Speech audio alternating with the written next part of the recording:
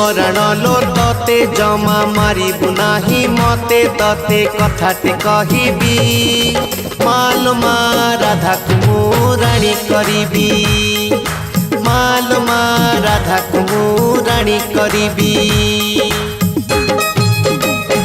आरे सुना पोटा मोरो टिके मानी जबलो मोरो तते कथाटे कहिबी कान्हा रे कान्हा तो पाई राजा कुमारी रानी बी कान्हा रे कान्हा तो पाई राजा कुमारी रानी बी।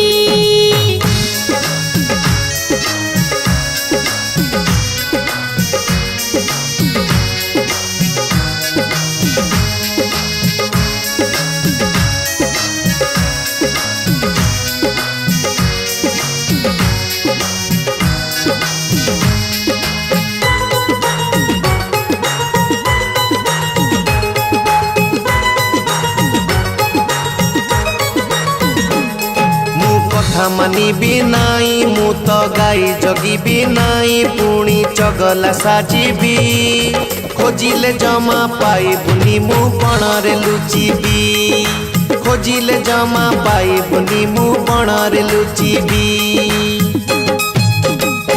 तोर बुद्धि टिकिए नाही राधा हबर तोर माई तोते केमिति कहिबी बापा को कही तो पाई गोरी झियोटे आनिबी बापा को कही तो पाई गोरी झियोटे आनिबी।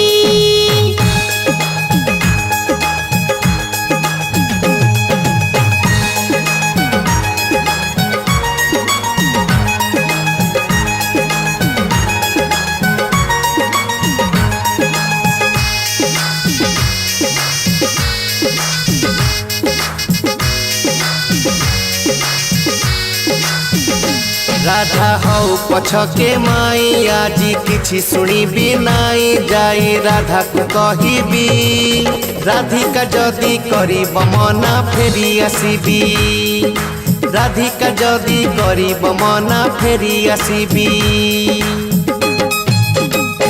धन नाही रे तोर ज्ञान मते करूछु हई राण आज बांधी की रखिबी